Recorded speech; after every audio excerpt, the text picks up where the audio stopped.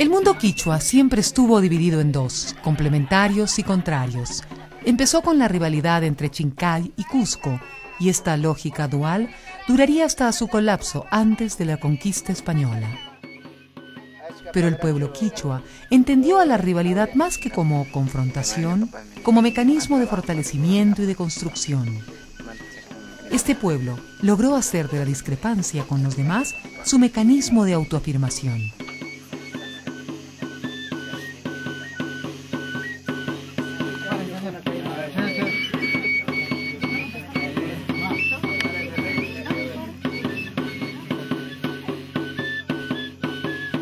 Los naporrunas, herederos de esta lógica, ahora son los señores en las tierras bajas del Napo.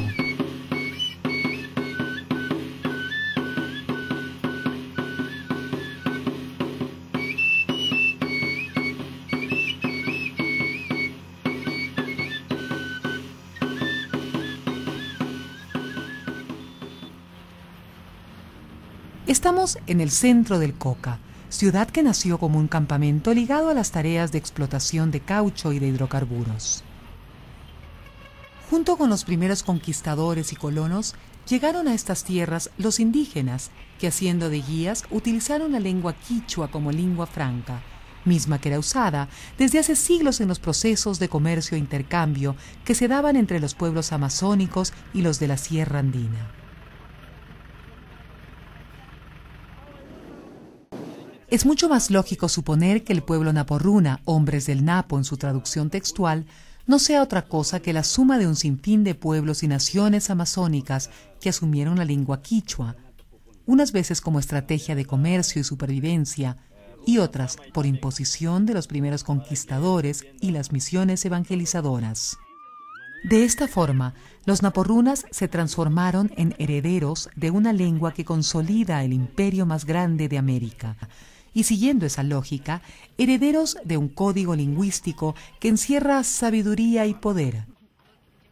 Los naporrunas han conquistado en apenas 50 años más de 300.000 hectáreas de selva en el Yasuní. Este pueblo, en el que posiblemente subsisten una serie de otros pueblos que se asimilaron durante el proceso de expansión, maneja una gran superficie de la cuenca amazónica, desde las montañas del Sumaco y la cordillera de los Guacamayos hasta esta región, lo cual le ha otorgado las capacidades necesarias para entender una gran diversidad de pisos ecológicos, que se traduce en un profundo conocimiento de la biodiversidad y de las aplicaciones de esta en beneficio de su comunidad. La forma organizativa de los naporrunas en comunidades podría tener dos explicaciones.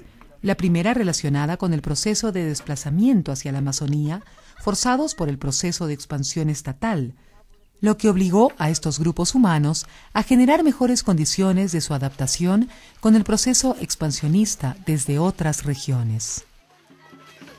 Este pueblo convierte la adversidad en ventaja. Este es el pueblo que entendió que los contrarios solo tienen sentido cuando son a la vez complementarios.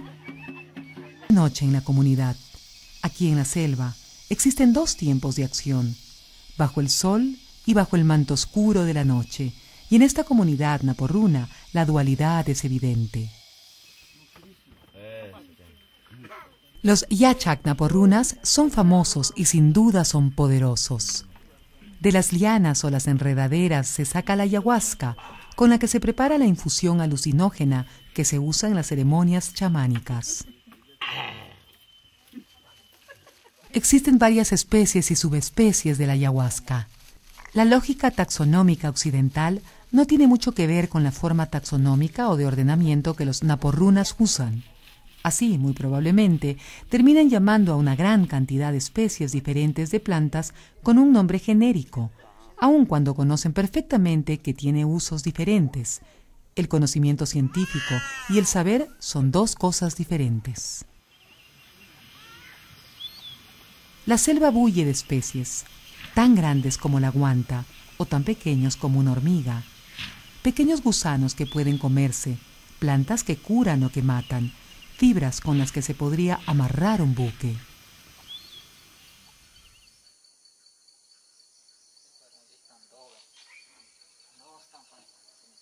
En las partidas de caza es común encontrar capibara, un roedor tan grande como un perro, o sajino, una especie de cerdo de monte. Pero también, y sobre todo, este pueblo vive del Napo y de sus afluentes y lagunas.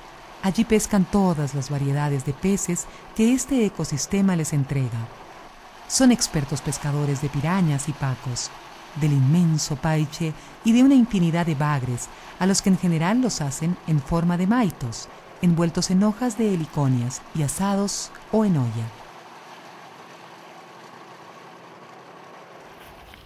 La agricultura es una actividad que la ejecuta fundamentalmente la mujer.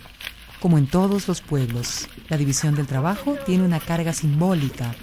La mujer recolector, mientras el hombre el cazador, el proveedor de los productos que no da la finca. Las mujeres naporrunas confeccionan una serie de artículos artesanales. Generalmente todos tienen una función. No es como la artesanía que se oferta en las ciudades, dirigidas a adornar estancias. Eso no tiene mucho sentido aquí. Sin querer decir con esto que no exista una percepción artística y creativa en este pueblo, sus artesanías son básicamente funcionales, aun cuando sus tallas en mate y los trabajos creativos y abstractos que realizan en sus rostros, en sus utensilios y en sus vestidos sean altamente estéticos.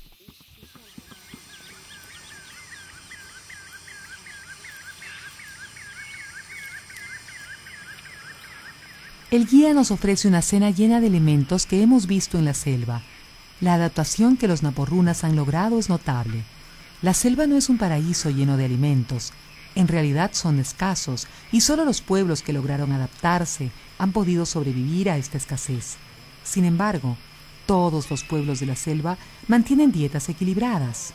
Los chontacuros, gusanos de la palma de chonta, así como otros insectos comestibles, la carne de algunos mamíferos, les aportan proteína muy valiosa. No falta el pescado y, claro, todo esto combinado con la chicha de yuca y plátanos asados es una cena con un equilibrio envidiable.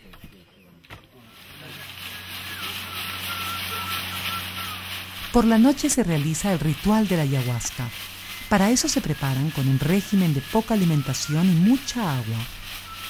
Con seguridad, el ayuno prepara el cuerpo para asimilar de mejor manera y de forma más rápida los componentes y agentes activos de la ayahuasca. En todo caso, este ritual se usa para identificar los espíritus, algunos de los cuales son buenos y otros son negativos. La dualidad naporruna es mucho más palpable en su cosmovisión y en sus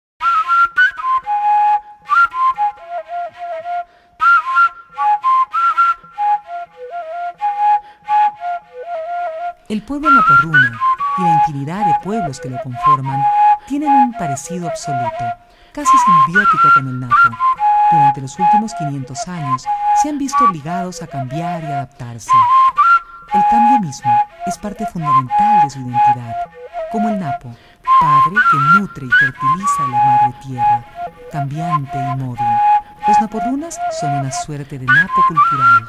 Encauzado por las orillas de la sociedad nacional, las carcomen y las nutren, haciéndolas fértiles y valiosas, dándoles forma y quitándosela.